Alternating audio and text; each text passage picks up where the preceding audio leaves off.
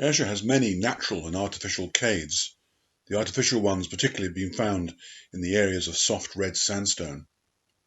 All of these caves have a story to tell, often quite a complex one. Balcrachan Bay is a small inlet with a raised beach and a cave not far from Lendalfoot. The cave is quite sizable but very wet. It's said at one time it used to extend for over a mile into the headland, but the rockfalls have blocked it off. The cave was certainly used by smugglers and also by gypsies. It's known that there was a fisherman's settlement here during summer months, and also the Covenanter Alexander Peden landed at this beach on his return from Ireland.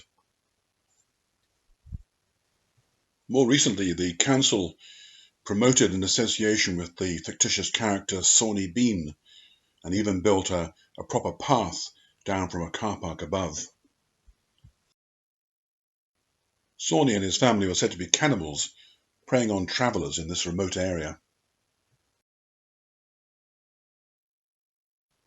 MacNall is said to be a famous smuggler from these parts. He made special use of a cave on Ayrshire Craig. It was impossible to reach from the island itself, and only somebody of great seamanship and experience could land a boat there. This made it impossible for the excise to confiscate his contraband, and the best they could hope for would be to catch him whilst at sea, which they never achieved. Many years later, they were excavating for guano in the cave for use as fertilizer, and they found 2 stone coffins, one of which is said to contain the bones of MacNall.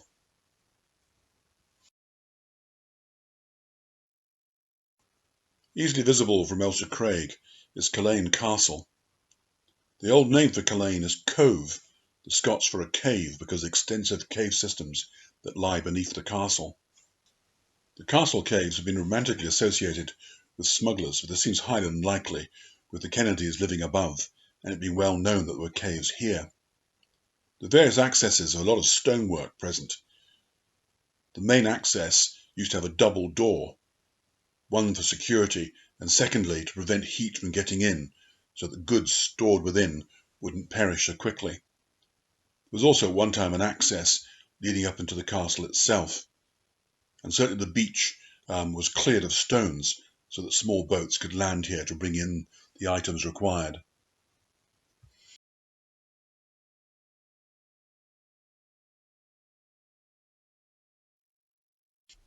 Dunton Cove lies beside the Crawford Water, not terribly far from Waterside in East Ayrshire. It was used by the Covenanters during the 17th century killing times. Although only rather a shallow cave, it's got handholds and footholds leading up into it, and at one time, if Covenanters were hiding there, then they would have dragged down a willow tree or something to camouflage the entrance.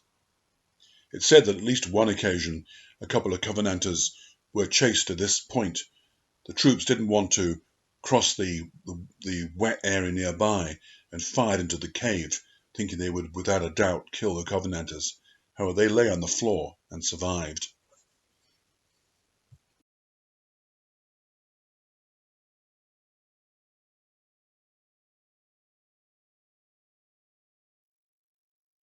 Cleeve Cove lies in the glen next to the Dusk Water, not terribly far from Dalry. It was once regarded as one of the 7 natural wonders of Ayrshire.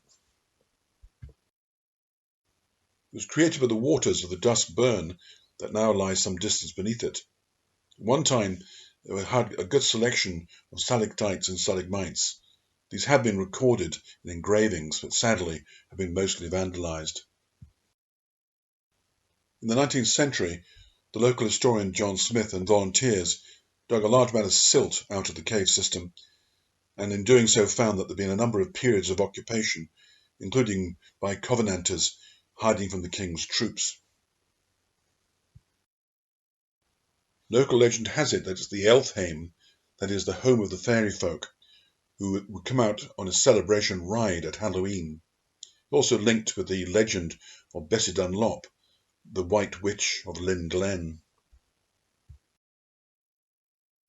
Peden's Cave lies beside the River Luga, not far from Ocken Bay, which is close to Ochiltree.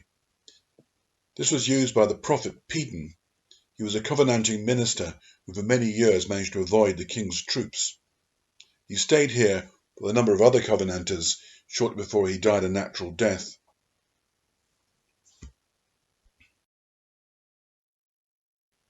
The soft red sandstone has been carved, so there are steps running down to it, and inside there are shelves and seats.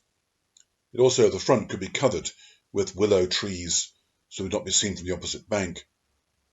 Even then, although the river appears to be shallow, it's red sandstone, so it's full of deep pits, which makes walking across it very difficult.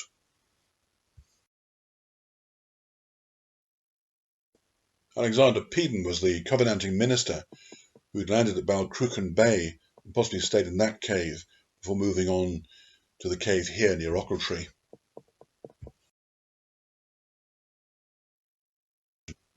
Boswell's, or Johnson's summerhouse, has been carved from red sandstone and stands next to the Dipple Burn close to Auchinleck House. Its name commemorates the fact that the Boswells lived at Auchinleck, and that Samuel Johnson, famous for writing one of the first English dictionaries, stayed at the house with his biographer, James Boswell.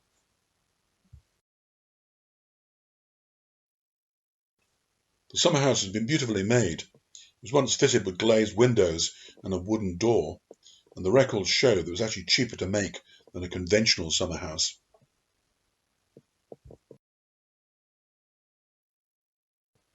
Wallace's cave overlooks the Luga Water and stands close to the original Auchinleck Castle. It may be the site of an original cave that's been greatly enlarged. It's probably contemporary with Boswell's summerhouse, dating from about 1760. Its name is probably just a romantic link with Sir William Wallace, who was related to the original family of Auchinleck.